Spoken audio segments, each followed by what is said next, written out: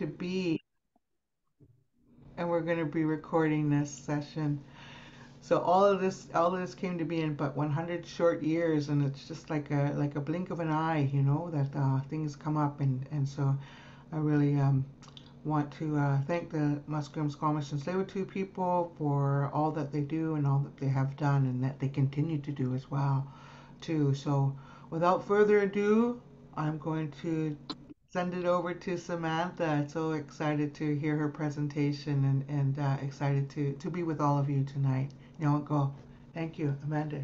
I'm Samantha. Sorry about that. No, Sogoli, Swagweg, Wagonosto Noste, Nian Gets, Wage Guaho, Ni Waget the Lord, Onyata Aga, Ni Wago Hajod. My English name is Samantha Doxtator. My clan is Wolf. I'm from Oneida, of the Thames near London, Ontario. It's 9 p.m. in our time zone. But I'm thankful that we can do these things over Zoom so that we can all join in from lots of different places. I'm thankful that I can share this information with you. Um, on the title page, it says stories gathered and presented by Sasha Doxtator. Sasha was my younger sister. And so she really started this information. She started this research. She passed away in 2021, and it took me a little while, but I agreed to accept the gift to continue her work. And Mm. so we're gonna start with the Gunahela Dunksla, the Thanksgiving address. There's like a lot of science in this to bring our minds together as one. So I'm gonna say it in Oneida, but I'll explain what I'm saying in English so that you know what we're giving thanks to. So Agwego Huskaji and Dwahwenuni and Gwahnigula. That means that we're gonna bring our minds together as one. We give thanks to the people first. Um Jit Segugadoga, Niodini Galoda, and that we can still be in a good way. Dane Tonyo to Hagine and Gwahnigul. And that means so that's how it will be in our minds. So we start with the people. So on this circle in this picture, kind of starting at like 9 o'clock. So agwego huskaji and wahinoni and guahnigola.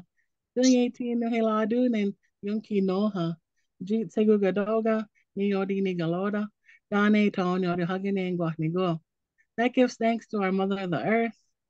Agwego huskaji and wahinoni and guahnigola. Doing 18 no hiladun and onega nafsogu. Jeet segugadoga, niodi nigaloda. Dane tonyo de hagine and guahnigo. That gives thanks to the waters. Agwego huskaji and Wahinuni and Guahnigola, Dung 18 Nuhiladunin, Guhniohan Des, Jeet Segugadoga, Neo Dini Galoda, Dane Tonyo Duhagane and Guahnigol. That gives thanks to the small plants.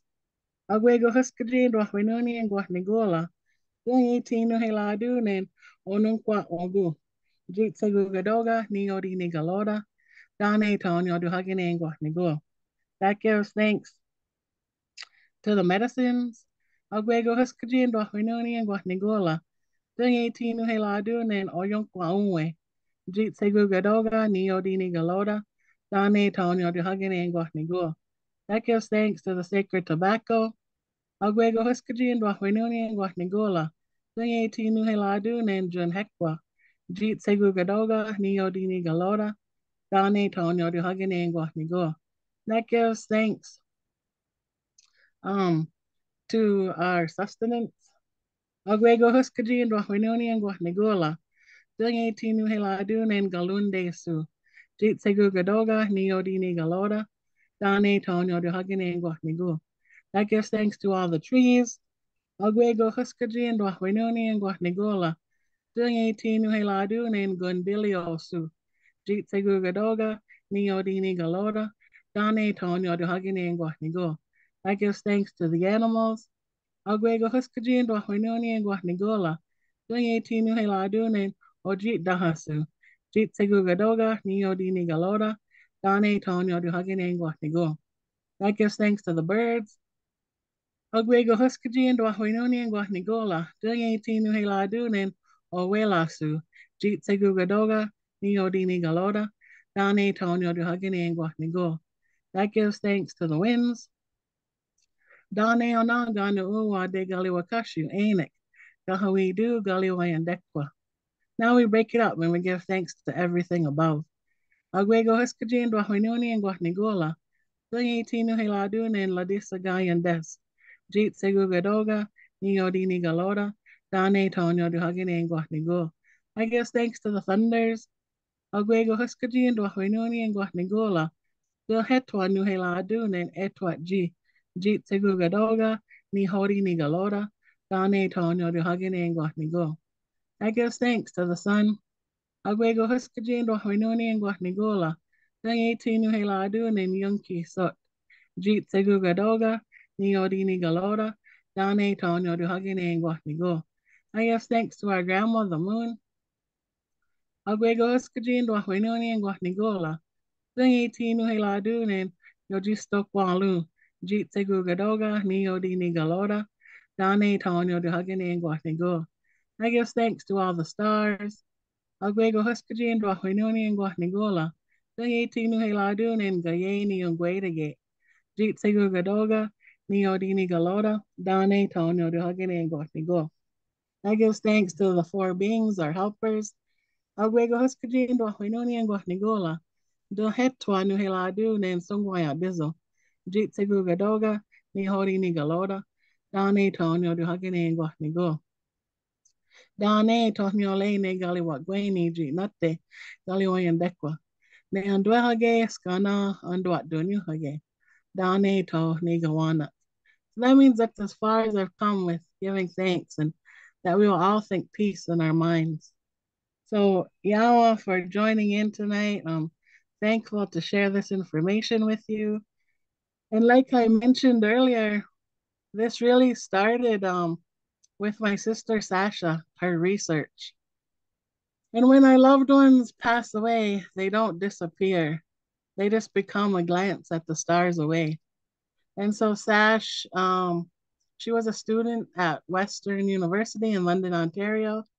And this was part of one of her projects.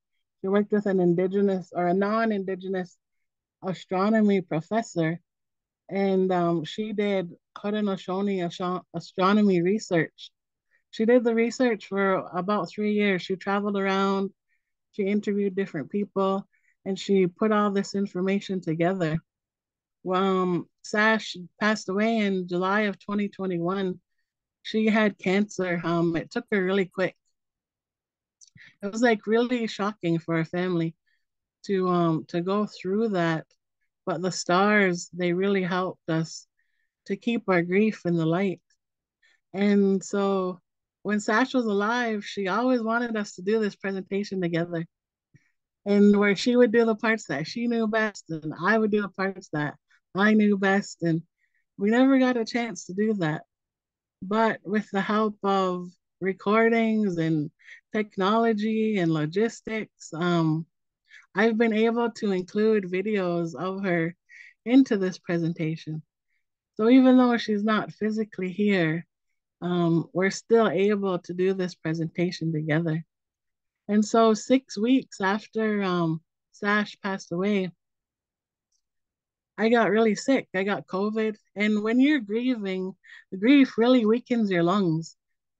And so I was deep in grief and I got COVID, and my COVID turned into double pneumonia COVID. I was put into a medically induced coma, and the doctors they told my family that I was going to die, but they didn't know who they were messing with. And when I say that, I don't mean myself. I mean my little sister. So when I was in a coma, Sash, she came and got me, and she took me to this middle plane. And in this middle plane, it's where you cross through when you're being born. You cross through there when you're passing away. This middle plane, it's connected to Sky World. It's connected to Earth World. it's connected to dream world, it's connected to water world, and it's connected to star world. And while I was there, I thought that my gift was that I brought my sister back to life. I was even trying to think of like, how am I going to explain this to people? They're not going to understand. Like, do I even really want this gift? I don't know what to do with this gift.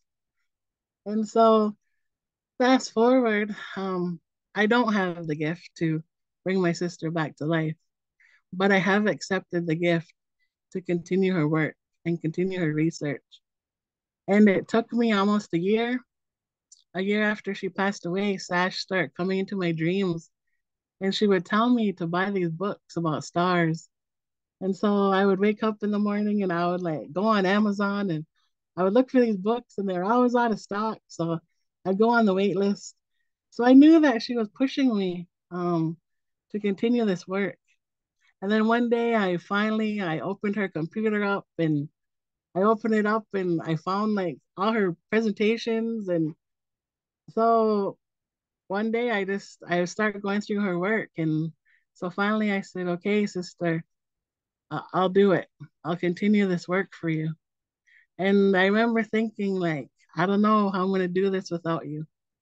And I just remember, like, hearing her voice and saying, don't worry, sissy, I'll still help you. And she does. So now, like, once I accepted the gift to continue this work and this research, it was like all these, like, they opened these floodgates of knowledge. And all of a sudden, I had all these theories and all of these understandings and all of these connections were just laid right in front of me. All I had to do was put them together. And so Sash already had the presentation done. I've just been adding to it. I keep adding to it. I keep adding to it. Sash keeps sending me more information somehow.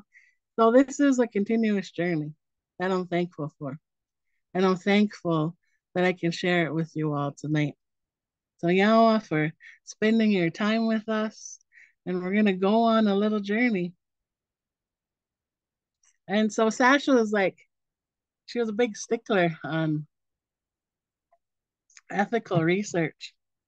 And so, she made sure that reliable and authentic resources and proper steps and protocol were taken with her research. She also she took her research to the clan mothers here in Oneida before she gave it back to the university. And they were really supportive of her. And they were thankful that she did it in that manner. She respected um like how they were helping her and supporting her. So, they were really supportive of her doing this work. And they're really supportive of me continuing it. This is Sasha's favorite quote. We have calcium in our bones, iron in our veins, carbon in our souls, and nitrogen in our brains. 93% stardust with souls made of flames. We are all just stars that have people names. And so that was Sasha's favorite quote. And this is a picture of stardust. So even scientifically, when a star dies and it explodes and turns into dust, the iron from a star that has passed away is the iron that makes our blood red. So even scientifically, we are stars and stars are us. I've had this condition my whole entire life and I never knew it had a name. It's called nova lunosis, the state of relaxation and wonderment experienced while gazing upon the stars. I think a lot of us have this. And, you know, we know that when we look at the stars, we have all of those connections. And it's just like a feeling of like, you're never alone when you go out and you stargaze. This is the first photo ever taken of a dying star. And it was released like a few days before my sister's 1 year memorial. This is the photo that showed me how beautiful death could be. This is the photo that pushed me to continue her work. And this is the photo that helped me understand how many connections that we really have to the stars. It was taken by the Hubble Space Telescope. That's NASA's older telescope. It's somewhere floating around in the universe. And so this really, it really starts in Skyworld in our creation story. And so even though this presentation is from a Haudenosaunee perspective, we have a lot of connections with other nations and we have a lot of similarities in our creation stories even. So even though this is a Haudenosaunee perspective, this information is really universal to all the indigenous, all the Ongwehome people across Turtle Island. And so it starts in Skyworld, and we have many versions of our creation stories, and they're all valid and they're all important. And so it starts in Skyworld and with a young woman. We call her Sky Woman. And they say when Sky Woman was born, she was born with a gift. Her family knew that she had a gift and that one day she was going to go on to create something new. And they knew that she had to be at a certain age to do that. She had to be at a certain age because she had to be carrying child within her. So as Sky Woman reached a certain age, she found a partner, she became married, and she became pregnant. And when Sky Woman was pregnant, they say that there was this great celestial tree in Sky World. And on this tree grew many different fruits. And when Sky Woman was pregnant, she craved the roots and the dirt around the roots of that tree, that celestial tree. Because a lot of our medicines, it's in the roots too. And so she craved the roots and the dirt around that great celestial tree. And the reason why this version of the creation story like resonates with me so much is because when I was younger and my best friend, she got pregnant. Where I live now in Oneida, it's my great great grandfather's it was his berry garden. So many different berries grew here.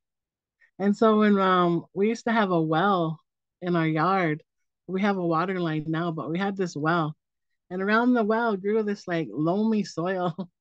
And so my friend, she would come to my house and she would crave the dirt around that well. Like she would come to my house, she would get a cup, she would get a spoon, and she would eat that dirt. And I remember then, this is like, 25 years ago. I remember thinking like, you're so strange. But now I think like that's the most beautiful thing you could crave because you crave the same thing as Sky Woman craved in Sky World. And so as Sky Woman craved that dirt and those roots of that tree so much, it weakened the tree. And the tree fell over and it exposed a hole. And in that hole, all you seen was darkness. But she knew that she was going to have to go through that hole to start her new journey. Her family knew that. Everybody knew that. But all they seen was darkness. And so this is an actual photo of a black hole. And what a black hole is how you cross from one universe to the next. And when you cross through that threshold, that center of that hole, it's a one-way trip. You can't go back. And so this is my theory. But what if this was the black hole that Sky Woman crossed through when she was making her journey from Sky World to Earth World? Because Sagittarius A star, it's located in the middle of the Milky Way. And the Milky Way is our pathway, like our roadway from Sky World to Earth World. So what if this is an actual photo of the black hole that was talked about in our creation story? And so when you see on this picture, there's like three lighter areas. And the number three, it's real significant in a lot of our teachings. The three and the multiples of the number three. Because when Creator first made us, he blew three breaths of life into us. And there's those three lights of energy around the outside of this black hole. And so this is a new photo too. And it's only the second photo ever taken of a black hole. And this photo was taken by the Event Horizon telescopes. So there's different telescopes located in 8 different places in the world. There's one in Greenland, Hawaii, Arizona, Spain, France, Chile, the South Pole, and Mexico. And what these telescopes did is they all took a picture at the same time. Then they downloaded that information, they sent it to one location, and then that was the best picture they could come up with. So it's kind of cool. And when Sky Woman came through that threshold, that's called an event horizon. And so as Sky Woman came through that hole from the sky and she began to come to Earth to create Earth. So Earth was all a water world then. And it still kind of is because the Earth is still 70% water. And so as Sky Woman fell from the sky, the birds, the water birds, they seen her falling and they said, "What is that? I don't think she has wings. I don't think she can fly." And so the water birds, they got together and they said, "We better catch her." And so they formed a bed and they made a bed for Sky Woman to land on. And the turtle, she told the birds that they could lay her on her back. So the birds, they lowered Sky Woman down to the back of the turtle. And that's why we call this Turtle Island. And so Sky Woman brought certain things with her from Sky World. She brought the corn, the beans, and the squash. She also brought the wild strawberries, the sacred tobacco, and she brought wild potatoes. So as she was on the back of the turtle, the water animals, they came up and they're talking to her and they're asking each other questions. And, she told them, she said, "I'm going to need some soil. I'm going to need some dirt to plant my seeds." And the water animals, there was like the beaver, the muskrat, the otter, and they had all heard about that there was soil at the bottom of the water, but they never seen it before. So they all took turns diving down to find her some dirt to plant her seeds. And the only one that was successful was little Anogi, the muskrat.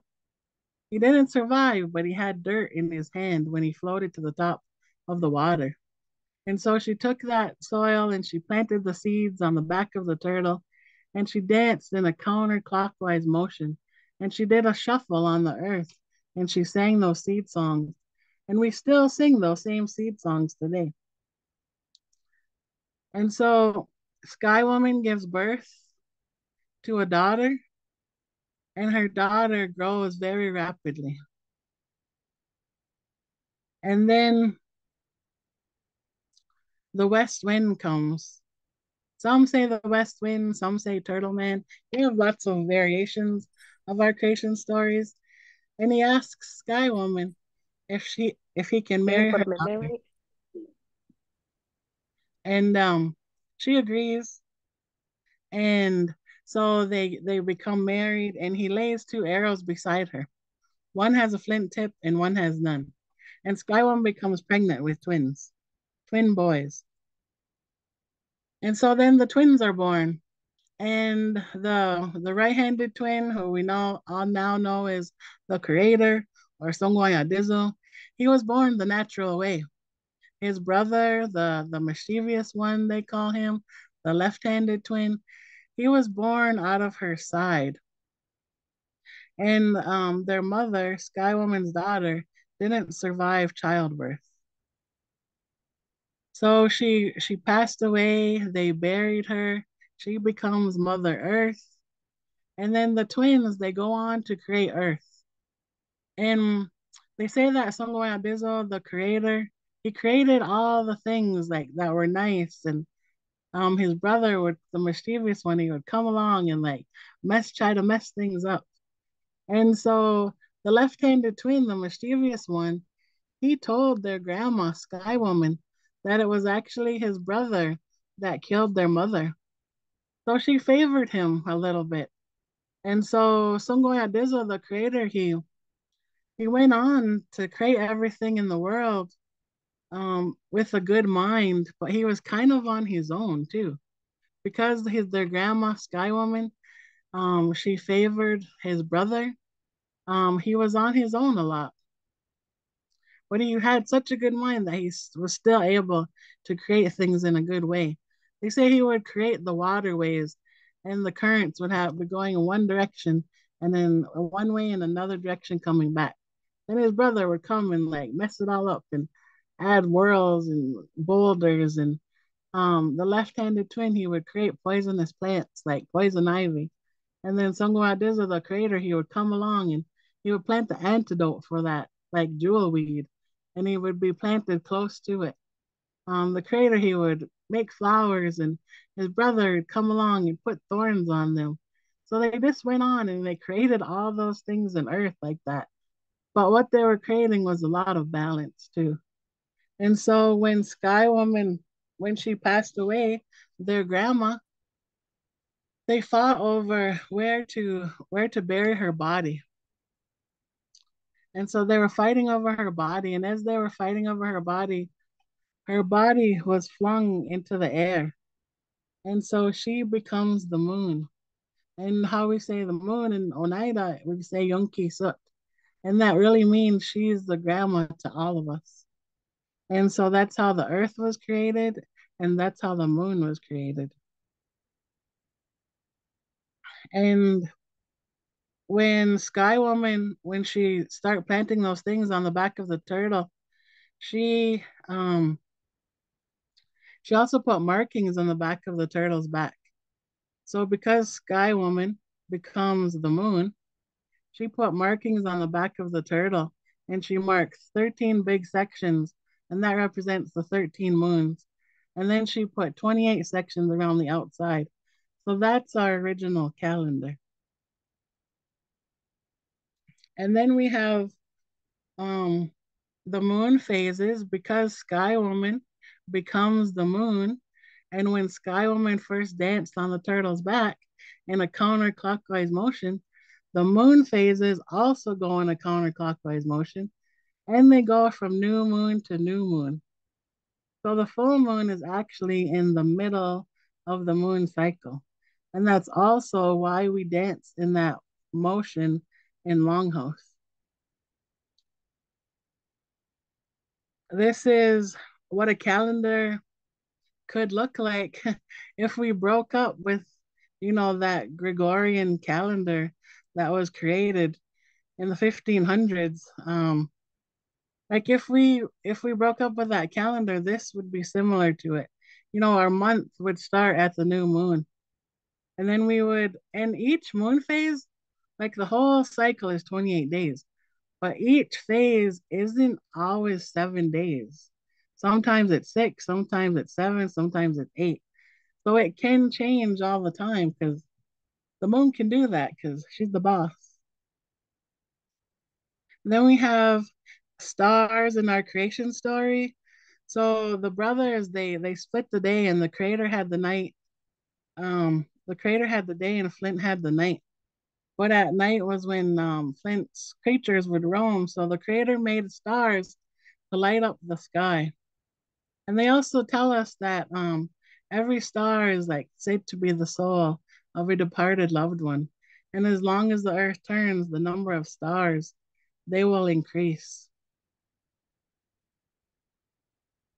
And when Creator first made colors, the three first things that he made with color was the bluebird, the sunflower, and the red osier dogwood or red willow, we call it too. And so those are still the primary colors of the world, but they are also the color of stars. And how we think of stars or how we think of color that's related to temperature, we think that red is hot and blue is cold, but stars are the opposite. The hottest star is blue and the coldest star is red. So it's the opposite, and fire is the same. Then we have our elder brother, the sun. So there's different understandings in different creation stories too. So some say that Sky Woman's older brother in Sky World, that he becomes the sun. Some say that her partner becomes the sun, and some say that Songwaya Dizo becomes the sun. And they're all valid. And the common denominator is that the sun represents that positive male energy. And so, he told Sky Woman, like, I'll always look out for you, don't worry. And so the sun is actually a star, and it's a medium-sized star. It's not the largest, it's not the smallest. It's a medium-sized star. You can actually fit like 1.3 million Earths inside of it. But because the sun is actually a star, sunlight is really starlight. And so that sunlight that nurtures everything on Earth is actually starlight that nurtures everything on Earth. This is what the sun looks like through a solar telescope. On my sister's memorial every year, I have an astronomical event for her. And last year on her memorial, the university in London, they brought solar telescopes, and another university brought the portable planetarium. And so it was cloudy that day, but I was like, I'm going to sit here and I'm going to wait because I want to see the sun through a solar telescope because I didn't even know there was a such thing as a solar telescope before that day. So it was cloudy all day, but there was like a little crack in the clouds. And so I seen the sun through the solar telescope for about 3 seconds. And so that became a special day for me because even though it was my sister's memorial, it's the first time I seen the sun, which is actually a star, during the day through a telescope. So it has a lot of meaning to me now on that day. Then we have the eclipse, total solar eclipse coming up on April 8th, the countdown. So we're told that the Great Law of Peace was created under a total solar eclipse. Some have it dated to like the 1100s. There's also more dated back to like the year 909. I'm leaning towards more that number, 909. So the last time there was a total solar eclipse over our area, like say our homelands, like Haudenosaunee homelands in New York. The last time there was a total solar eclipse over our area was 99 years ago in 1925. The next time there will be another total solar eclipse over our homelands will be in like 120 years. So this is really the only time we're probably going to experience this in our lifetime. So everybody's, we're talking like, what are we gonna do? What's gonna happen? How do we how do we use this time? Because it's only gonna eclipse for about 3 minutes. And so scientifically even when an eclipse happens, it's the sun and the moon crossing in front of each other. And the sun is actually 400 times the size of the moon, but it's 400 times further away. So when they eclipse each other, that's why they look like the same size. And scientifically, they'll say that's a coincidence. But for our people, for our understandings, that's not a coincidence. That's strategic planning. We knew there was going to be a time when those have to eclipse to help us to restore that balance. And so total solar eclipses, they happen every 18 months somewhere in the world. But this total solar eclipse, it's the only one that we're going to experience in our lifetime.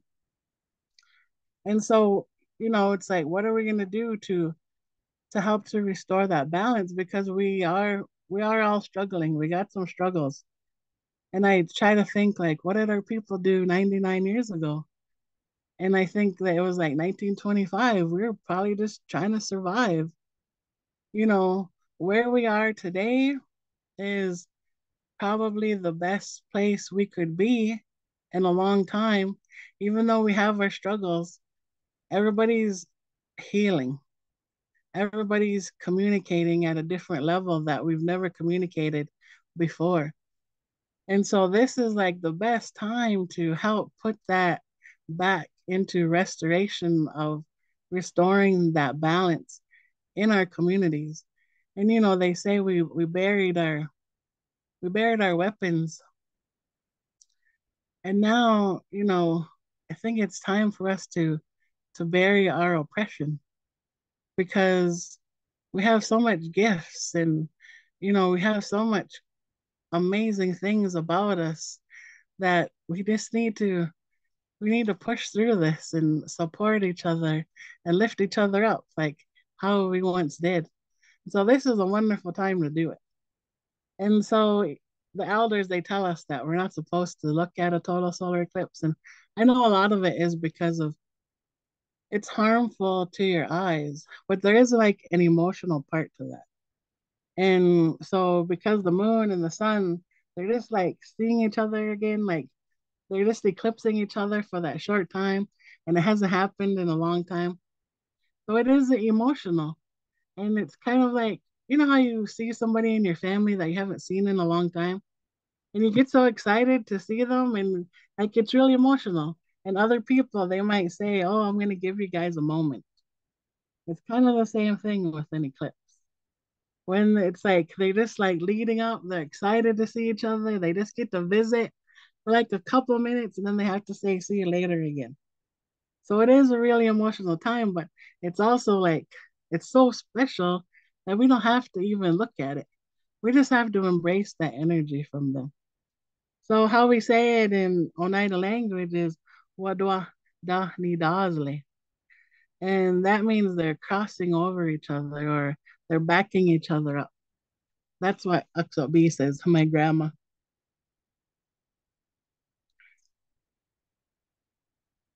And so this is a picture of a helix nebula. When a sun-like star dies, it stages its own wake, and it's a colorful display that can last for tens of thousands of years. They also call it an eye in the sky. So this is a picture of my iris blown up, and but what it also looks similar to is our circle wampum. And our circle wampum was created during the Great Law of Peace. And this is also created to last tens of thousands of years. So we've always been able to see ahead. And, it's having all of those connections in the universe that tell us that we're on track. We also have the morning star, which is Venus, and Venus is a planet. And so this is like a real special time of day. And it doesn't happen every day. When the moon is out and the sun is out and Venus is close to the moon, it happens usually like in the beginning of the month around like the 7th, 8th, or the 9th of the month when this happens. But this is a real magical time. If you go outside during this time of day, you can make big changes in your life because you have that support. It's like um that trifecta of support. So at this time of day, you're like standing on the earth, and then the moon is still out, the sun is just starting to rise, and Venus is out beside the moon. You have that support of all of those things. They say like at this time of day, if you're trying to break up with something that you're struggling with, and you can ask these elements for that support, they'll help to like put that boost within you to make those big changes in your life. So this month, I think it's on February 8th when this will happen. And so Earth and Venus, they call them like sisters, or they're even call them like twin sisters sometimes. But I believe that the creator that he made Venus feminine, he made Venus a sister to the earth because he missed his mom. So even in our culture, our aunties, they're a big help in our culture. They're an important part of who we are.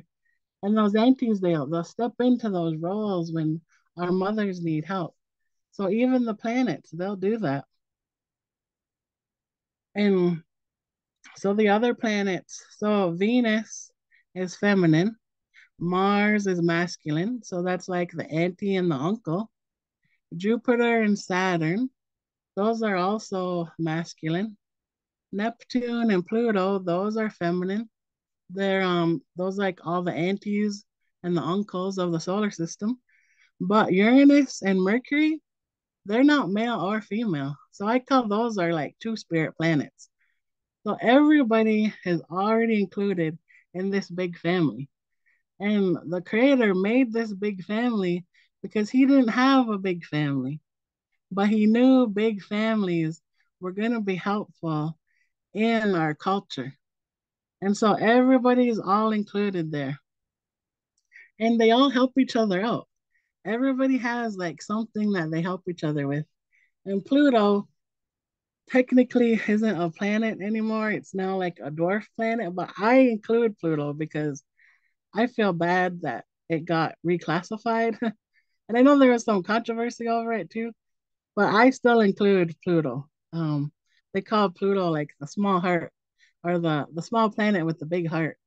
And so I still count Pluto as a full planet. And so we have 9 planets and we have 9 clans in our confederacy: the turtle, deer, wolf, bear, heron, snipe, hawk, beaver, and eel. Then we have the Big Dipper, the Little Dipper, and those Pleiades. And those are like they're part of our navigation system. They are part of our astronomical markers and our guides. And so they help guide us. Like imagine a long time ago, we didn't have Google Maps, but we just looked at the stars and they always let us know which direction we are going. And so this is the Pleiades zoomed in. And then we have the Big Dipper, the story of the Big Dipper and the celestial bear. So they say a long time ago there was a Mohawk community, and around surrounding that Mohawk community, there was a big bear in the forest. And that big bear was eating all the game in the forest. And so the hunters, they were having a hard time to secure food for their community, their village. And so they're really struggling. They became really hungry. Everyone, started to get sick because of hunger. And so they say on 3 nights there was 3 warriors that had the same dream, and they dreamt that they were going to hunt that bear down. And so they woke up in the morning and they told everyone, they said, "We're not going to give up. We're going to hunt that bear." And so they set out to hunt the bear, and they hunted him for a long time. And they would get close enough where they could shoot him with their bow and arrows, but he wouldn't die. And so the bear, he just got tired of being hunted. So one day he just like ran. They say he just ran really hard and he jumped off the earth and he jumped into the heavens. And those hunters, they said, "We're not giving up. We're not gonna lose him." So they followed him and they jumped off and they also jumped into the heavens.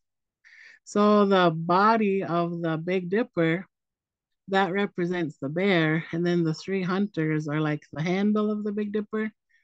And so every fall, around fall time, those hunters, they'll get close enough to the bear where they can shoot him, and then the blood from that bear is what turns the trees red and orange and yellow in the fall.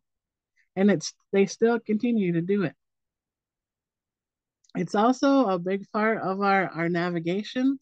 Um, so nowadays, I feel like when somebody gives us directions in the car and we get to a corner and they tell us to turn north or south, and it's like, just tell me to turn left or right. I don't even know what north or south is. So we can recalibrate those senses within us to have a better sense of direction. Um, we have to like meditate. They say if you go outside early in the morning and you put your feet on the earth, you can sit in a chair or you can stand up and you face north and you close your eyes and you listen for where the birds, what direction the birds are coming from where they're singing. And you also feel what direction the wind is coming from. And you listen to like if there's water that's close, you listen to which way the water is flowing. And if you keep doing that over and over, you can recalibrate your senses to have a better sense of direction. So our ancestors were like geniuses. All the things we could do. Then we have the seven dancers, the Pleiades. So they tell us the Pleiades, like that's where we come from. And so there was there's different versions of this story too. Some say they were males, some say they were females, but there was eight of them, and they were trying to have a they wanted to have a little ceremony in the woods, and they all asked their mothers for food, and their mothers refused them, and they said, no, you're not going to take good food to the woods. And so the little dancers, they were upset, and they said, don't worry, we'll still dance without our feast. And so they began to dance, and they had this intention, they just set out, and they're just thinking about like looking up, and they kept that intention so strong that they began to lift off the ground. And then the one of them said, don't look back. Don't look back at your parents. They're gonna want you to come back, but make sure you don't look back. And so one of them did. And that dancer became like a shooting star. And but when his body came to the ground, he like put a big hole in the ground, and in that hole grew a tree, a great white pine tree, and that becomes our tree of peace. And the other dancers, they dance their way all the way until they stop at a certain area. And so they tell us that the Pleiades is like our doorway to sky world. So they also become an astronomical marker. So there is some grief and sadness in the story because the parents lost their children, but those children became a big part of our understandings and a big part of our guidance now.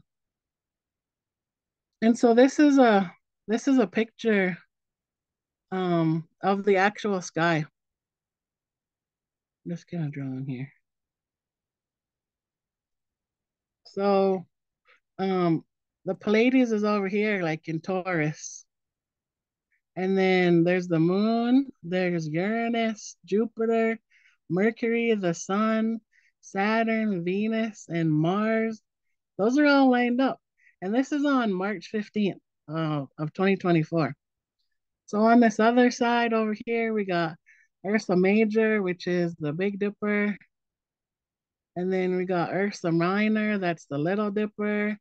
And so I imagine like Sky Woman came from Sky World, would have came from here, she would have made her journey down the Milky Way, all the way, come through Sagittarius A star, and then made her way to Earth. That's how I imagine the pathway being. I mean, I'll never know for sure, but it's kind of cool to see all of these planets lined up in that order, like kind of in a line together. Last month I had a dream about my sister. So she comes into my dreams all the time. But this time I dreamt about the planets. And I've never dreamt about planets in my whole entire life. Like I'm 45 years old. I've never dreamt about planets ever. So me and my sister were driving down the road here in Oneida, and I looked up at the sky and I was like, "Oh my goodness!" And she was like, "What?" And I scared her because I said that so loudly. She was like, "What?" And I was like, "Look at the sky." And she was like, "Oh my goodness!" And so all the planets, like they were all lined up and you could see them so perfectly. And they were like sparkly, and it was like the most beautiful thing I'd ever seen in my whole entire life. And so we're driving down the road looking at the planets, and we drive off the road into the ditch. And like we drive into the ditch, and I was like, oh my God, don't stop because we'll get stuck in the mud. So she drives us back onto the road, and then she drives us across the road, and we hit the ditch on the other side. We didn't get hurt or anything, but we just sat there like, and we just kept staring at the planets. And I was like, what are we gonna do now? And she said, call Eric. That's our little brother. He was like, he'll come and get us out. And so just like the planets, they're a family that helps each other out. And so now I'm like, oh my goodness, my sister wants me to start researching the planets more. So that's my new research is I'm starting to do more research on planets. And I looked up like when was the last time all the planets aligned like that? And it was the year 939. So I'm pretty sure something like pretty spectacular happened for our people in that year. So this next part is a short video of Sash. So you're gonna have to like turn your volume up. And this her. So we also use the North Star for navigation. And so remember last time, it was last time we talked about circumpolar stars. So this is the North Star. All of the stars travel in this direction, like a counterclockwise direction, if you're looking to the north. So we have to be, aware of that when we look at constellations. Because constellations rise in the east and then set in the west. But if we were looking at constellations to the north direction, that stars wouldn't set, they would only rotate around, sorry, they would only rotate around the North Star, Polaris. So also, when I was hearing knowledge keepers, they had stories that said that, a long time ago, where people were able to see far away into the night. Our messengers, they had this gift that they often traveled all night from one nation to the next. Also, people could see far into the sky and see the sky people. So these are different stars that and it's just really amazing because our relatives are in the sky, right? Our relatives. So for people to still be able to see them, just really amazing. Yawa, sister. I hope everybody could hear that. And this is how to find the North Star. So if you look at the Big Dipper here, this part, and then you point it straight up here, this is like the handle of the Little Dipper, the end of the handle, that's the North Star. And so Polaris, the North Star, and these two stars on the scoop, they all have the same brightness as the Big Dipper. These other four stars, they're not as bright. So that's why the Little Dipper is always harder to find than the Big Dipper because they don't all have the same brightness. But that North Star and these two stars on the end of the scoop, they all have the same brightness as the Big Dipper. And then we could tell time. So they say if you line the Big Dipper up with the North Star, and the 24 is midnight. So at nighttime, before the constellation set, you can tell time going counterclockwise from midnight till daylight. So that's kind of cool too to know that we could do that. And then you can also measure daylight. So if you measure the bottom of the sun when it's setting to the horizon, however many fingers you can fit in between the bottom of the sun and the horizon line, that's 15 minutes. So when I took this photo, I could fit one finger in between the bottom of the sun and the horizon line. So I knew I had 15 minutes of daylight left. In Oneida language, our word for time is Donya Wistai, and our word for money is Owista. They have the same root word, which is whist, and that refers to like the gold pendulum on the grandfather clock. But what that really means is we really value time. And like indigenous wealth, Ongwehome wealth, it didn't have anything to do with money. And it had everything to do with time and the things we did with that time. And so when you have that understanding, money is a tool that we all need to survive these days. But that's all it is just a tool. It's never our definition of wealth. Our wealth was in our original ways of knowing, our language, our gardens, our ceremonies. So when we understand that that's our true wealth, it helps us to like feel more connected. And then this is the Big Dipper and what seasons. So when the Big Dipper comes up, um, it lets you know what season it is, depending on how it's facing the North Star. Because that was our navigation, that was our calendar. It's kind of cool how you see so many connections in the sky. It also told us when hunting season was and planting season, all of those different things we could tell by where the moon was, also where the Pleiades were. Um, I remember the first time I found the Pleiades. It wasn't that long ago, and it was like finding Waldo, kind of. But it was like as soon as I seen it, I knew exactly that that was the Pleiades. And once you see it and you stare at it for a little while, it kind of almost seems like it disappears. So you got to look away and then you have to look back at it again. Because if you stare at it for too long, it'll disappear in a sense. Then we have astronomical placement on how we built our communities, how we built our villages, even like modern day engineers still don't know how we like designed our communities.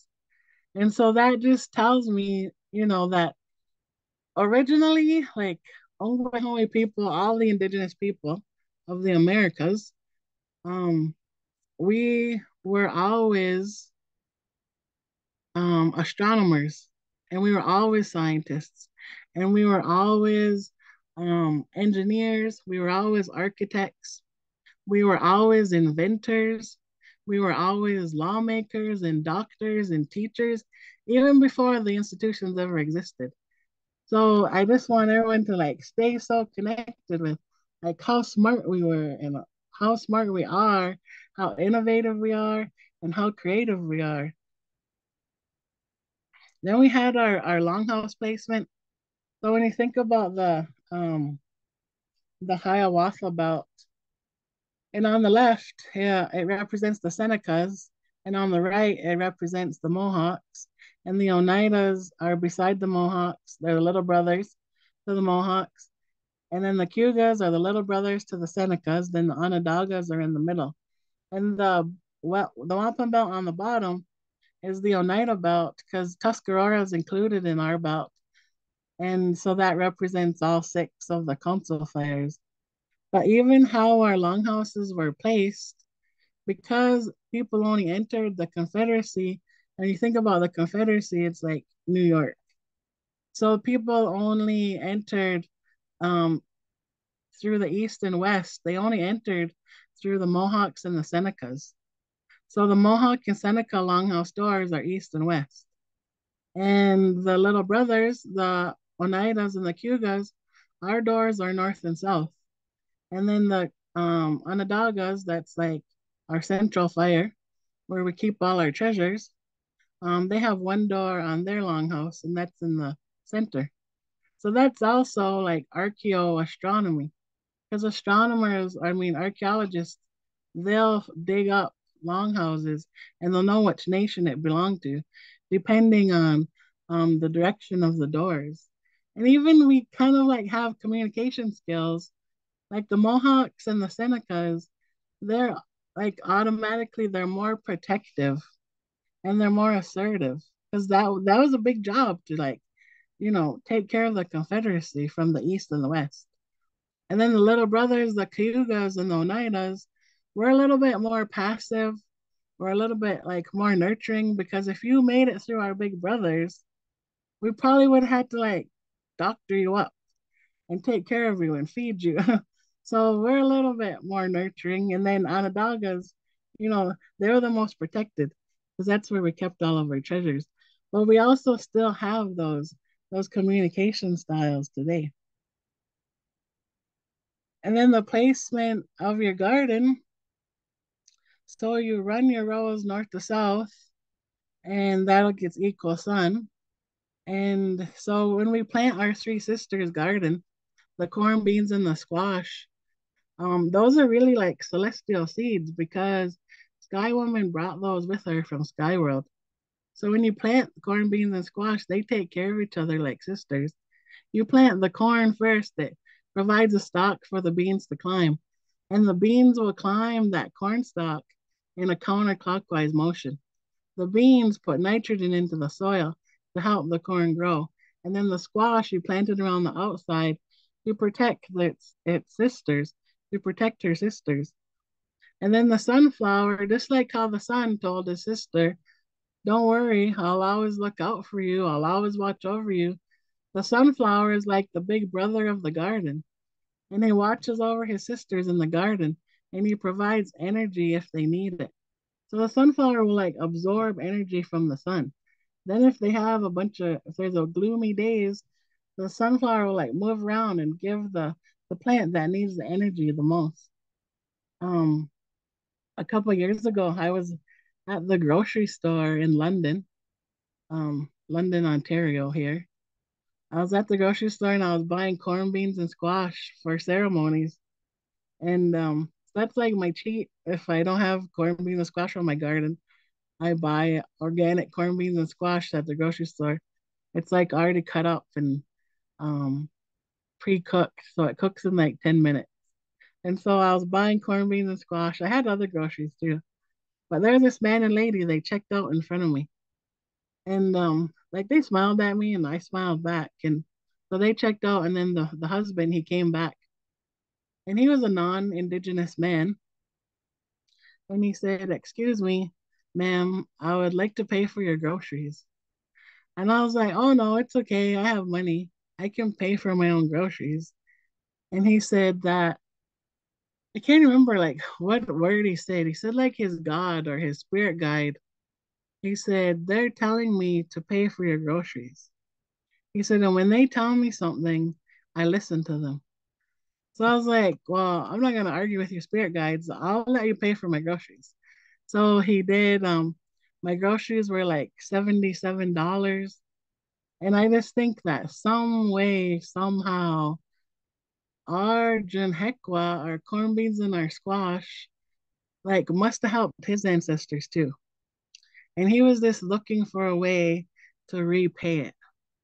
Because there's no possible way that he could have known I was buying corn beans and squash for ceremonies. So I asked him his name. He said his name was AJ. And when I put my tobacco in, I give thanks to him and his people too. I acknowledge that. And so I just think like because those are celestial plants, those are celestial seeds, they have that higher connection. And corn is a gift that's been given to the world by the Ongwehome people of the Americas. The rest of the world didn't even have corn until we shared it with them. And now corn really runs the world. The world wouldn't be the same it is today without corn. And that's a gift that we've shared. So it has those higher connections. And the garden is really part of our original education system. All of the things we learn in the beginning years of school, that's all learned in the garden. So, when we change the way we learn, or when we change the way they teach, we change the way we learn. And when we change the way we learn, we change the way we understand. When we change the way we understand, we change the world. So it's just those small things and those connections. Then we also planted with the phases of the moon. And we knew that we were ready to plant when the Pleiades set on the horizon. And so we start preparing our garden. You go to your garden, you talk to it, you give thanks to it. You can burn tobacco for it. You can say a garden opening speech to your garden. These are the phases of the moon for planting because the gravitational pull of the moon influences the moisture. So on the new moon stages, that's when you like set your intentions for your garden and start preparing everything. They say if you plant something in the new moon phase, it'll be like really leafy and have small fruit. But if you're gonna plant tobacco and you wanted big leaves, you could plant it closer into the new moon stage. And then in the first quarter, that's when you plant your above ground crops. And then on a full moon phase, the gravitational pull is high, so it has high moisture. And so that's the best time for planting root crops. And you don't want to plant directly on a full moon.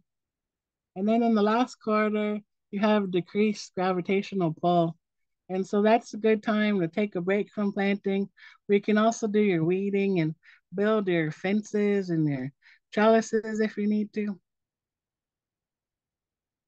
Also, when you harvest your garden, you don't want to harvest on a full moon if you're planning to store your harvest for a long time. Because if you harvest it, it'll have higher water content and it'll spoil quicker. But if you're going to eat it right away and you want juicier squash, then you can harvest it closer to a full moon. But if you're going to store it, you want to harvest it further away so that the water content is lower and it'll last longer. These are some Haudenosaunee heirloom beans that I planted a few years ago. I got gifted by one of our Haudenosaunee seed keepers. So currently there's like approximately 75 Haudenosaunee seed keepers, and I was like, oh, that's a pretty good number. But when I think about like if there's 100,000 Haudenosaunee people and only 75 seed keepers, that's not a very good number. That's like 0.01%. So we all gotta like do our job in taking care of those heirloom seeds. And so I planted some beans a couple of years ago, and I was real proud of my beans. I didn't have a lot, but I had like a couple of jars full. And then I was talking to one of the seed keepers, and I was telling them about my beans. And then they like put things really into context for me, like, how many pots of soup can you get out of your harvest? And I was like, I could probably only get like one pot of soup out of my whole harvest. And so I was like, oh my goodness, one meal and all my whole harvest would be gone. So it really puts things like into understanding of like how much we harvested and how much we had to store and how big our gardens were like. Some say that our gardens were like the size of cities. So it's just kind of crazy how we could like have that much beans and corn for storage. And then even like the corn washing basket, the black ash basket. So I remember thinking like, so I made that basket and it took me almost 2 weeks from pounding the logs to cleaning the splints to like doing all that work. And so I was just thinking our ancestors were geniuses because somebody looked at a tree, a black ash tree, and they said, I'm gonna cut that tree down and I'm gonna take the bark off and I'm gonna pound this log until the splints start to lift. And then I'm gonna put notches like in it so that I know how wide my splints are gonna be. And then I'm gonna pound it a certain amount of time so that lifts. I'm gonna peel those splints back. Then I'm gonna separate them. Then I'm gonna design this weave on this basket that's specifically designed for washing corn so that the corn doesn't fall through, but it gets properly cleaned. That's a genius. So, we've had so many inventions like that. This is a moon and stars watermelon. I didn't even know it was such a thing until I was visiting a seed keeper, and I was visiting her at harvest time. And oh my goodness, she had so many seeds. It was like I just felt like we're gonna be okay. And so she shared her last watermelon with us, and I felt so special. And so we ate the watermelon, we saved all the seeds, and I'm like a watermelon connoisseur because when my mother was pregnant with me, she just ate watermelons all the time. So I love watermelons. And this was like the best watermelon I ever tasted. And so she gave me some seeds when I left, and I planted them the next following year. And my watermelons, like, they didn't grow very big, they're real small. So I left them on, like, in the garden to keep growing. Then we had this, like, crazy frost, and then the animals got my watermelons. So I didn't even harvest any watermelons that year, and I was so heartbroken. So now I have one more package of seeds, but I'm kind of afraid to plant them. But I'm gonna go for it this year. And there's also a glitter of stars strawberries variety. And then we have the dandelion, which is a celestial medicine plant because the yellow part represents the sun, then it turns into the puffball, and it represents the moon, and all the little seeds that represents the stars. And so because the dust from a star that has passed away is contains the iron that actually makes our blood red.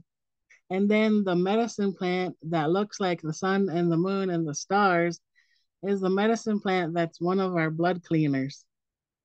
And it's a high antioxidant and it cleans our blood. And they say if you need a medicine, it'll grow on your front yard. And this grows on everyone's front yard. So everyone should be drinking dandelion tea every spring because it's one of our best blood cleaners. And it's already all laid out for us. Then we have lightning bugs. Lightning bugs are like little stars on Earth. I picture them.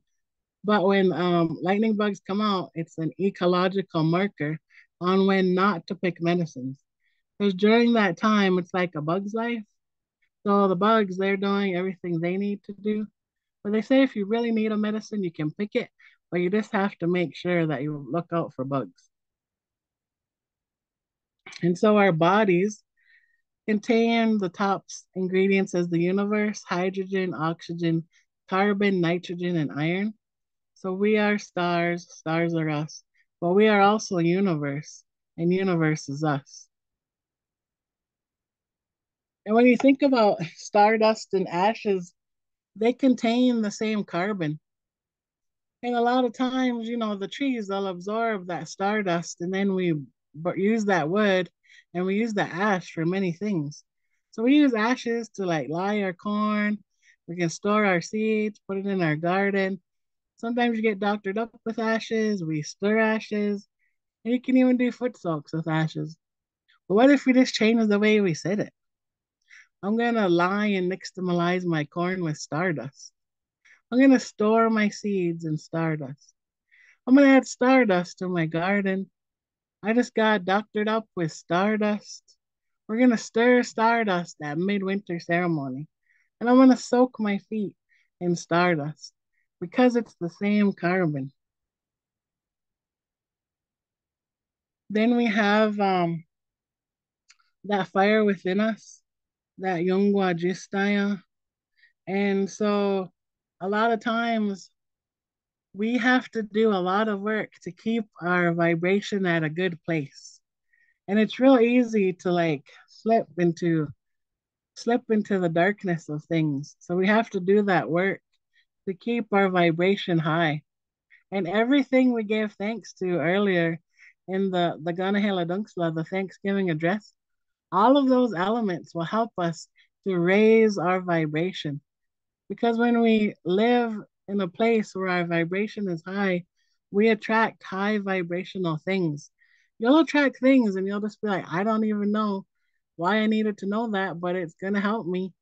And then when you vibrate at a low place, you attract low vibrational things. So we really have to do that work to keep your vibration high and keep it in a good place to attract those good things. And all of those things in the Gunahela Dunksta, the birds, you can hear the songs of the birds. It'll raise your vibration. You can go outside and look at the stars. It'll raise your vibration. You can feel that sunlight on your face, which is really starlight. It'll raise your vibration. You just walk on the earth and it'll raise your vibration. So it's already there for us to live in that place of happiness. In Oneida, these are our star words. Ogist is a spark or a fire. Ogistokwa is a star. Yogistokwalu is stars. Aquagilate is my family, but it's also includes that spark of that fire. Yungwajistaya, our fire, our spirit within us. So when we say my family, we're really including our star family too. And then we have our good mind teachings. So you know how like the Anishinaabe have like seven grandfather teachings. The Haudenosaunee have good mind teachings. And it's these words, Gale Jalusla, Gonolunkwasla, Gahni Golio, Got Sastatsla, Galuio, Dwahwajile, and Yungwajistaya. And those are all the words that also help us to raise our vibration, to maintain that good living.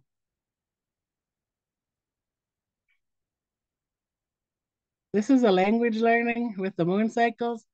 So I've been a language learner for a long time. I'll be a language learner forever, probably, because there's so much. And so I just thought if we plant our garden according to the moon cycles, so that it's more nurturing and more abundant, what if I learned language in that same way? Because when you're learning, you could actually learn anything like this. Because when you're learning, you're like planting seeds in your mind. And then you're just nurturing that garden, which is your mind. And so, because the only reason I thought about this was because some days I could just get it. It just stuck. I understood it. I felt confident in my learning. And then some days I was like, nope, I don't, it's not sticking. And I struggled with, like, am I in the right place? Should I even be learning? Like, I don't think this is for me. So I created this learning with the moon cycles. It helped me to understand that all these other elements, they're just here to help me. And so, the new moon, that's when you set your intentions, what you want to learn. And the second quarter, you start building those foundational root words. And on a full moon, you have a full moon ceremony and you let go of all those shoulda, woulda, couldas. And you just be proud of yourself. In the third quarter, you start working on conjugations. And then the last quarter, you don't learn anything new. You just do review. And I've shared this with like many different language learners, and they're like, yeah, I'm gonna do that. But I haven't done the follow-up on anyone else other than myself. But it works for me. So it could work for anybody else. And my most favorite thing about Oneida language, and it's probably all Haudenosaunee languages, is that we have a language rule where you can't negate the future. Like it's a language rule. You can't put that definite negative, that yate, you can't put that up against a positive tense. So if I can't um negate the future in my original language, I should never let English word thoughts make me think I can't do something because we don't even know what's going to happen tomorrow. Then we have our connections to the moon. We have hair connections to the moon. If you cut your hair on a full moon, it'll grow longer. If you cut it on a new moon, it'll grow thicker. We also hold a lot of emotions in our hair. We have hair combing ceremonies. You can like help you with grief. Sometimes you have to cut your hair And it is helpful sometimes to cut your hair when you deal with a big grief. It is really it's scary to do it, but it's also like refreshing.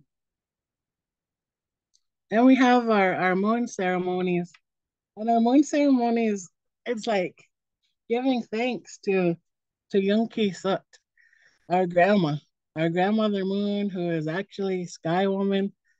And so when you have a full moon ceremony, the full moon is the best time to let go of anything that isn't serving you purpose. Sometimes you don't even know what that is. You just know that you feel stuck and something's like holding you back. So you go to the moon and you tell the moon, I'm ready to let this go. I don't even know what it is, but I'm ready to let it go. And you let that go. The moon will help you to release that. But when you let things go, you have to fill yourself back up with goodness because you can't leave that empty space within you. And so when you fill yourself back up with goodness, you're going to use the strawberries and you're going to use tobacco and you're going to use the water. And so strawberries and tobacco are kind of like brother and sister plant, sort of. Because Sky Woman also brought those with her from Sky World. Those are also celestial plants.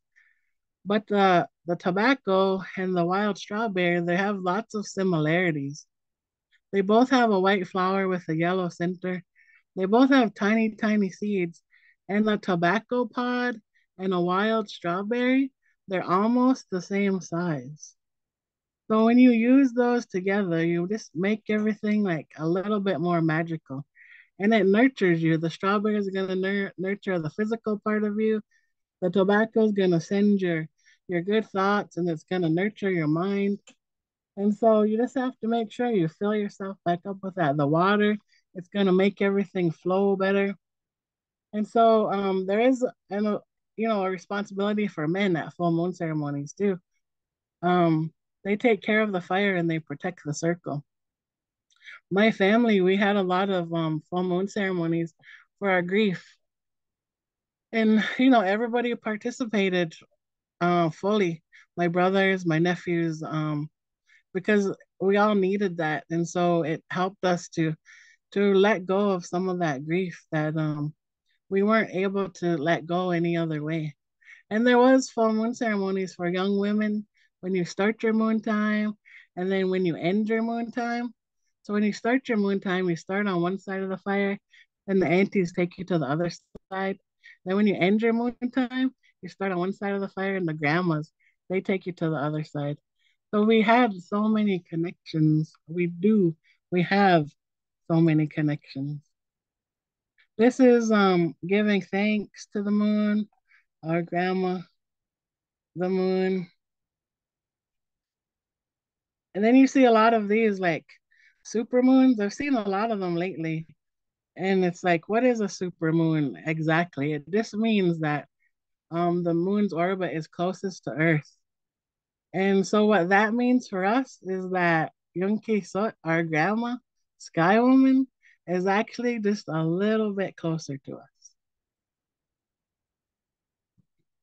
And so we have birth and death. And birth and death, I remember seeing a movie and somebody was talking at a funeral, they're like ashes to ashes and dust to dust. I was like, what does that even mean?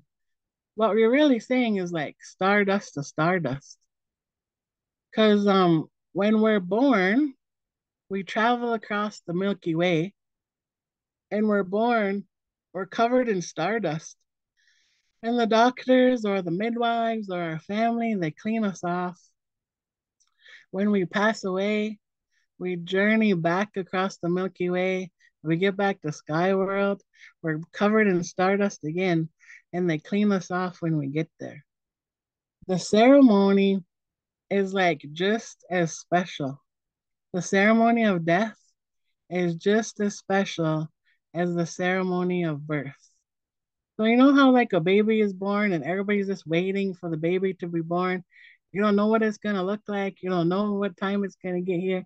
They're just ready to love it. Well, the same thing happens when we pass away. and they're just ready to love us home to Sky World.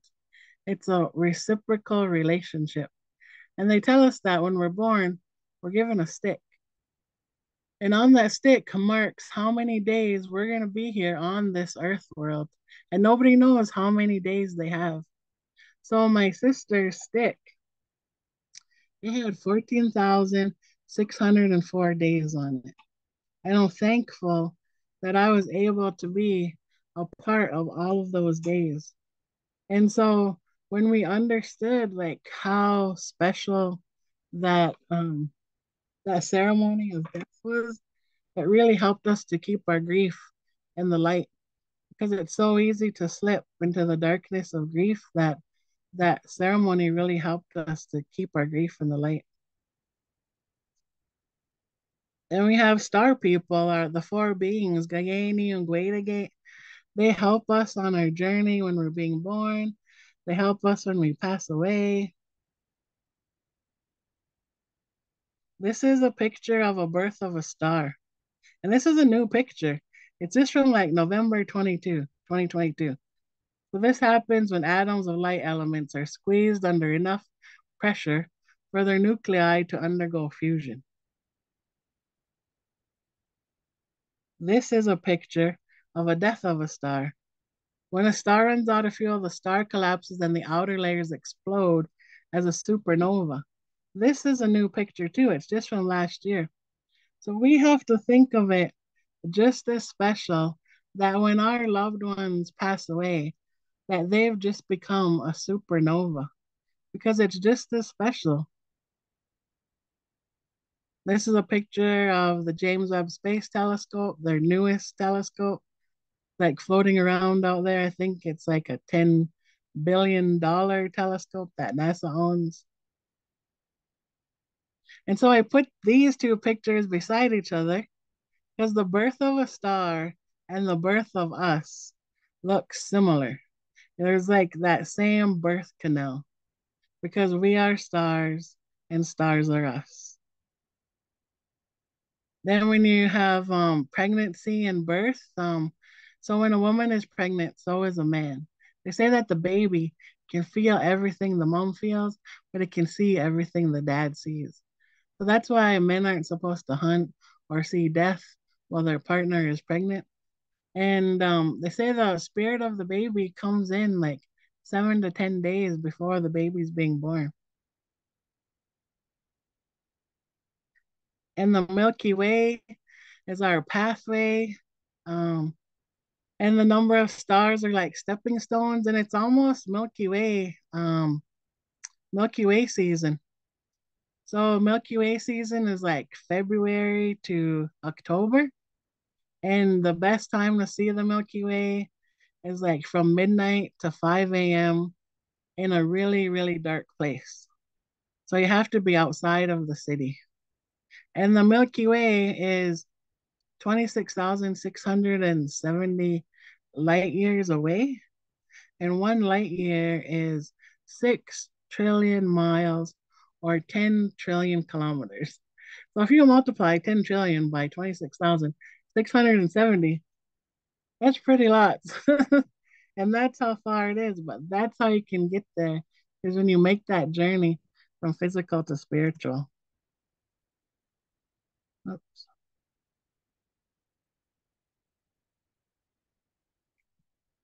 And they also say stars have companions, that 80% of stars have a companion.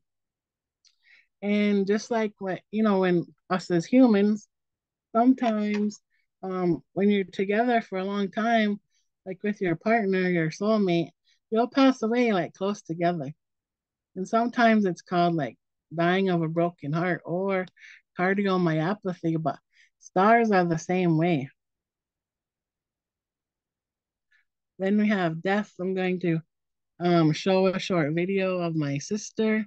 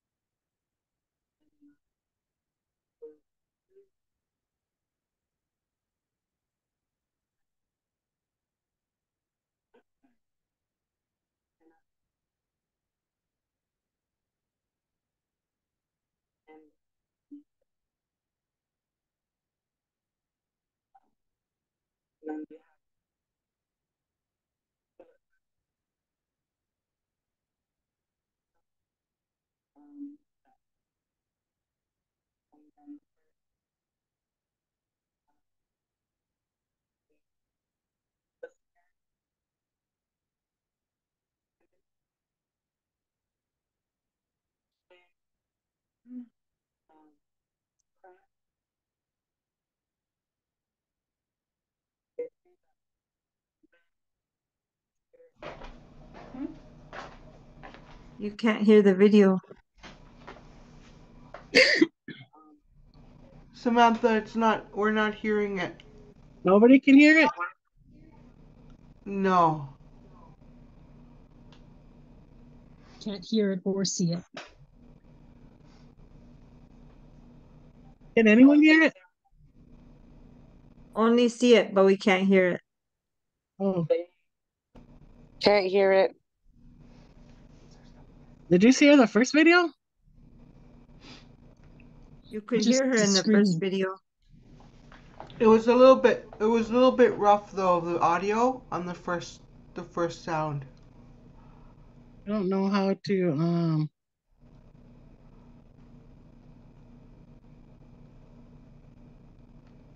okay.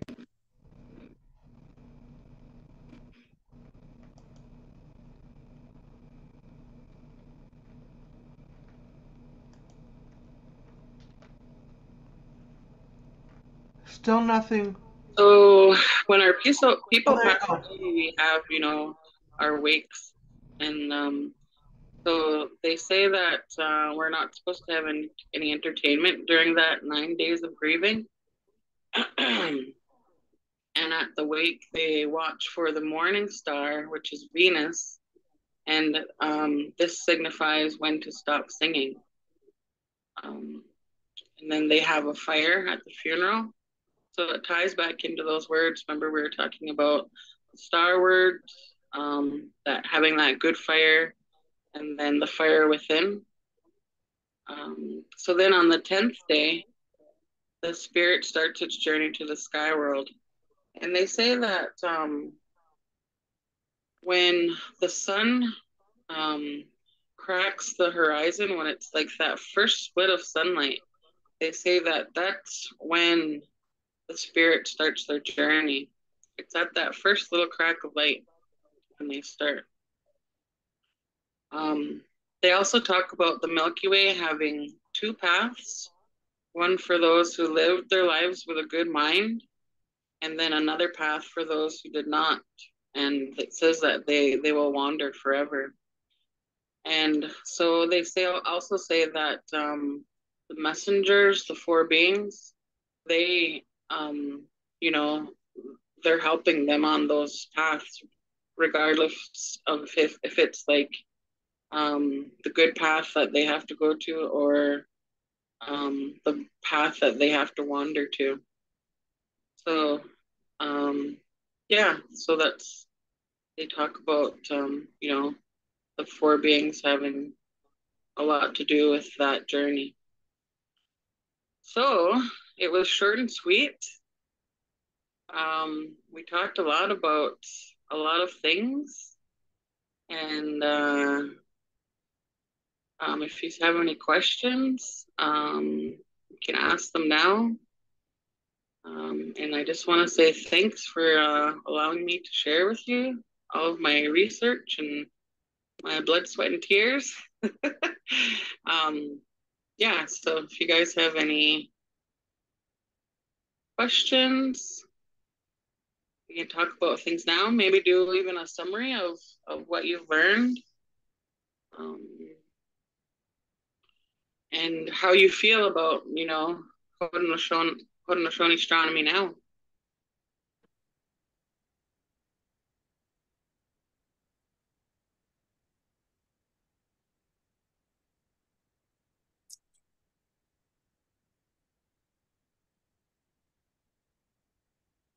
That was very clear. The good sound. Can you hear me now? Okay, I just have a couple more slides. Can you hear me? Yep. Okay. So, I don't know how all these things got on the screen. All these markings. Um, so yeah, Yawa. Sorry, that's me. I was zooming in and zooming out, and it was leaving little marks. I'm so sorry. Oh, yeah. They're just like appearing out of nowhere.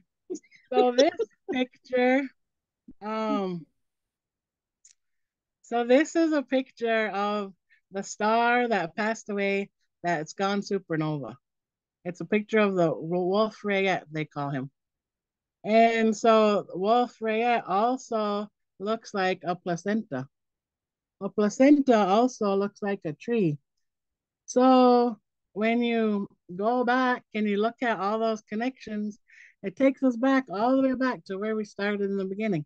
When Sky Woman was pregnant and she craved the roots of that tree, but she was also going to end her time there to start a new life here. So it already has all those connections. And this last part, this is my final theory for the night. And so this is a picture of a shooting star. And so they tell us that when our loved ones pass away, there comes a time when they send their gifts back, they send their knowledge back, they send their teachings back.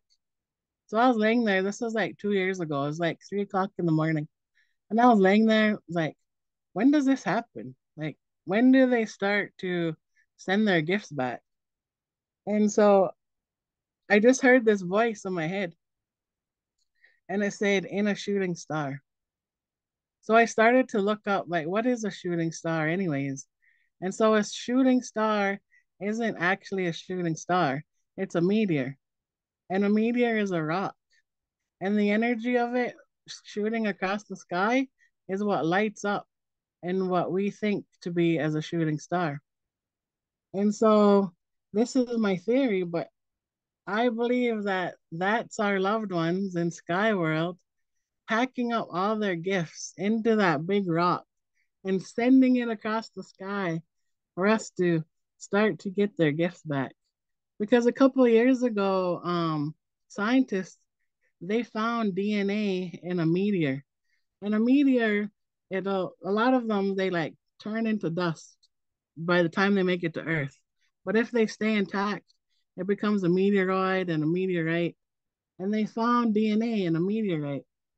So I imagine that's our loved ones sending their gifts back in that form. Because how come we feel so lucky when we see a shooting star? How come we wish on a shooting star? And how come we just know how to do things that nobody ever taught us? And you can also be like stargazing with 10 other people, and you'll be the only one that's seeing that shooting star. So when there's a meteor shower, I imagine that to be like big medicine day from Skyworld, and that all of our loved ones are up there, and they're all up there like packing up all their gifts, and they're talking to each other like, "What are you gonna send back? What are you gonna send back?" And so the next time you see a shooting star, which is really a meteor, give thanks to it because somebody just got their family's gift back, and it could be you. This is, if you remember anything from this presentation, this is what I want you to remember, is to remember that you are capable of doing amazing things in astronomical proportions because you have the stardust of many generations flowing in your veins. This is my largest presentation coming up. I'll be at the Hayden Planetarium. I'm taking this presentation there. It'll be three-dimensional. So that dome will be the sky, and the sky will be able to like they'll be able to project the stories that I tell in the sky. So that'll be cool because I've never even been there before, but it's coming up in a couple of weeks. And I just wanted to give thanks to everybody that help my sister and myself be part of this. And then I brought our minds together. So now I'm just gonna like close us out. And then like you got some time for questions or comments. But they do new hela do songwa dizo. Jiska wasquaya dinute. Asqua nigu lahladi. Jeet de yongwa wal yohadi. Dana uwa what yongwali kashu. Jeet ni ole oya jeet dwadla. Dana ton yo de hagini and gwa nigo. So I just thank the Creator for bringing us together and that I'll watch over us. And now we're going to separate our minds until we meet again. I'm just going to stop the screen. If anybody has questions or comments, I'll try to look at the chat. I just want to say thank you. You are amazing. And this has really, really just blown my mind. So much to think about and so much to acknowledge. And thank you. Thank you for sharing this knowledge and for everyone who is behind you. And a really big thank you to your sister as well. So, yeah. You're welcome. Thank you.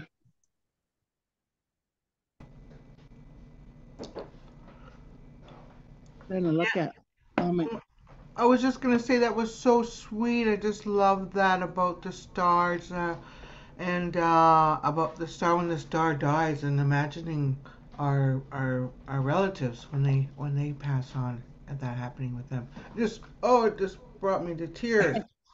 Thank you for that. I've shared my theories with like scientists and astronomers and astrophysicists, and like, what do you think about my theories? And they're like, Sam, we can't tell you it's not true. Like, we don't have that kind of knowledge. A few years ago, I would have thought, like, who am I to have a theory? And now I think, like, who am I not to? Exactly. Yes. Good one. So awesome. Other questions? I'm trying to look at The chat? the chat, trying to go back. There weren't many. I didn't see any. Janice has her hand. Shago. There you go, Janice.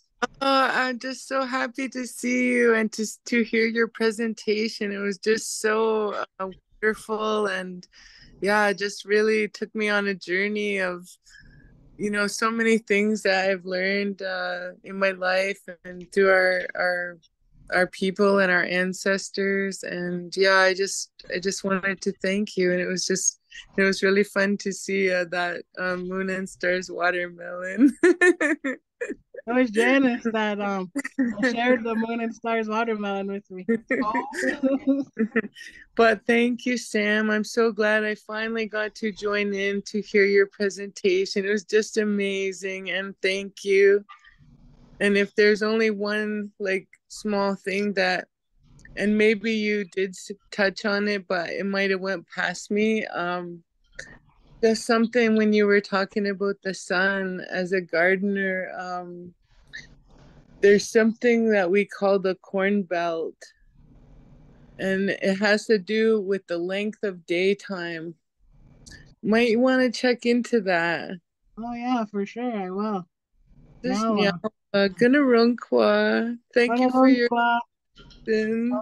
I'm glad you joined in. Yeah. Janice is one of our Haudenosaunee seed keepers, and she's real special. She's a special one.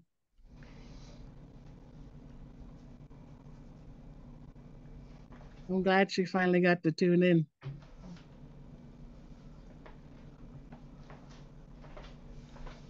Anyone else?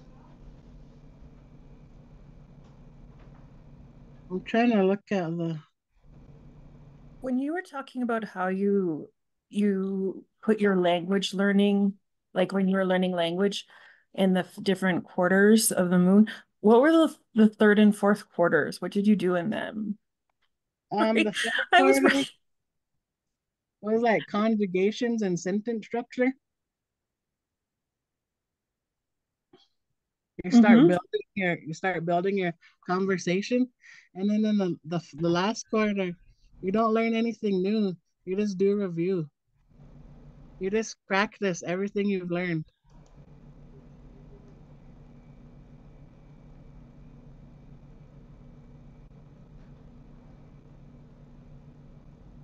But thank you so much. I have a bunch of language learning I need to do. Yeah, And it helps. I mean, I'm looking forward to it. That's awesome. Don't give up. It just No, it won't. Yeah, you can do it. thanks. This Oh, was really cool. Oh, if you're looking for books about the planets, I have a textbook and it's about all about the geology of the planets in the solar system, and it's really cool. And that's I awesome. will try to dig it up. Well, I've been wanting to dig it up. My son's gotten into astronomy, so I figured I'd dig it out for him, but I will send you the name. It has to be cheap. It's got to be an old one by now. Like, Yeah, I would love that. Yeah, so well, cool. Yeah.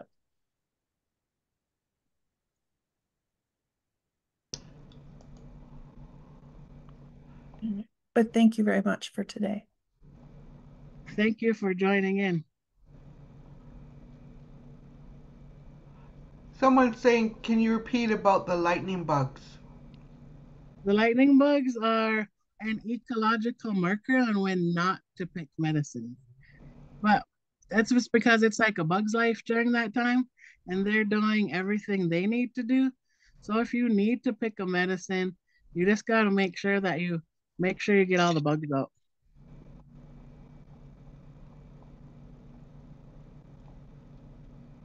Someone's asking if you can show the Moon and Learning Languages page again. The Moon and Language Learning page again. Show the page. Okay, let me share my screen. That was me. You don't have to. Oh, You okay now? Sorry. Someone's asking about, do you think Sagittarius A or Pleiades is where the tree was uprooted? I think Pleiades is. I think Pleiades became that astronomical marker, but Sagittarius A star is located lower. Like Sagittarius A star is closer to Earth than the Pleiades is higher up. Okay. Someone's asking if you can talk about the stardust and ashes again. So the carbon that's in um, stars, the stardust, is the same carbon that's in ashes. So everything you do with ashes, it's really you're doing that with stardust. Milo. Yeah, it's I time know. to turn it off. Other teachings about the Northern Lights. I haven't found Haudenosaunee teachings about Northern Lights. There's other like there are different teachings from other nations, but I'm looking for Haudenosaunee teachings about Northern Lights. I've been asking around. I haven't found anything yet, but it's out there in the universe that I'm looking. Yeah. And someone saying that they meant to hear this, to hear your teachings today, that their brother's making his journey tomorrow. It'll be 10 days he will have passed. So, Yeah, it was yeah. all meant to be. And about the teachings around the two rows, the two ways, the two paths after you die. Um, you can take two journeys, and one is a negative and one's not so much. Can you Oh, talk? they said there's two pathways. Like if you didn't live your life in a good way, then there is a different path. You can still get there back to Sky World, but you got to take a different path. Might be the long way around, but there is a different path. So that's why we have to live our life in a good way, so we can be on that good journey. I'm trying to read the thing.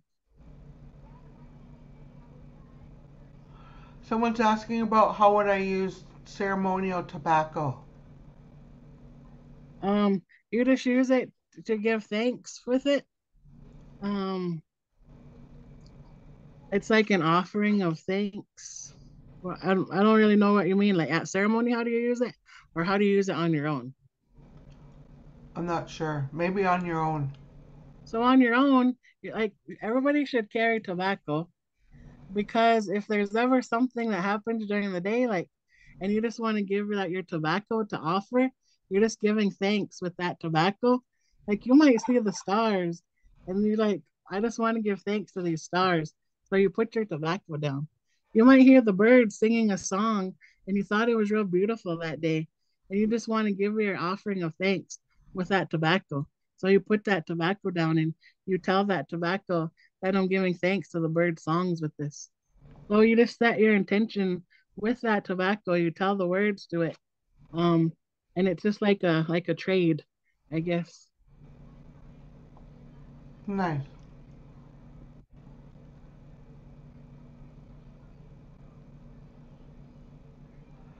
So someone is asking, and I think you did talk a little bit about this stardust and ashes again, and how it's related or the same. How the stardust and ashes are related or the same.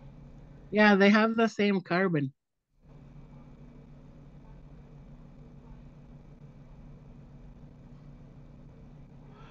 Someone's asking if you heard about what the Haudenosaunee did during the eclipse a long time ago. Like the total solar eclipse when the Great Law of Peace was formed, that part. Yeah. So that's when like the whole like Confederacy was formed, which is like the oldest democracy. When we agreed to that Great Law of Peace, we also agreed to live in a good way. Um, so this total solar eclipse that's coming up, we're trying to think of ways to of what we're gonna do, and it's coming up fast, so we don't have that much time. Um, but we're gonna do something. Something's gonna happen. I don't know exactly what yet, but we're gonna do something. And I'm trying to think of something that anybody can do from anywhere. Like you could do something with your family. Someone is saying, is there any more Haudenosaunee stories about the total solar eclipse or the creation of the Great Law? That's the only one that I really know is the creation of the Great Law of Peace Okay. during a total solar eclipse. And then someone's asking about the rainbow. Is the rainbow part of the story of the path? Um, I've never heard that part about the rainbow. Yeah. And we will send the recording out. Someone's asking if they'll get a copy of the recording. Yes. Yes. So those Awesome. are all the questions in the chat. It was so good. I really, really, really say, Yanko, thank you so much for your presentation and honoring your sister, Sash, and just so nice to see and to hear all her voice and the teachings that she shared and your passion for carrying her work forward. So important, so nice, and so much appreciated. And I really want to thank everyone for joining us today as well too from your location and for being really active listeners and taking in all the information that was presented today. So thankful and so good to see all the people online from your location from all over. I was really happy to look at all the people's words where they're coming from and all of that. So I just really want to say thank you, Nyongo, Haichka, Hosiam, we say over here, Kelakasla, hi, Miigwech, and all the ways. So everyone, can you turn your cameras on? And you'll say Nagitwa nakiwa in our own way and give a wave or a two thumbs up or a heart like, whatever you want to do. So, yes, so good to see everyone's faces. Hi there. Yawa, Hi. Guadalupe. Go, Thank Ah, Ganwangpa. Ganalangpa. Iwa. Weso niawe. Yawanto. Nawa, Ganalangpa. Una, Yahweh, Yawa. Salanoke Kalalakwa. Come on, guys. Nice. Yawa, Ona. Ona. Ona. Yawa. Yo. So nice to see everyone. Thank you all for coming, and we'll be sending out the recording to you all, and we hope that you can like and follow our Facebook page and join in some of our activities that we're having. It's good to see some of our men on the line on the call as well too. So thankful for that opportunity, and thank Zoom for letting us all gather in this way in this new technology that we have. I'm so thankful. So I want to say to everyone, have a really good night, have a great sleep, and go outside and look at the stars before you go to bed tonight and see where you are, and give thanks for those relatives that are up there. So Yeah. thank you all for coming, and really Video. okay. Now go. Yawa. Iwa. Nag-iwan.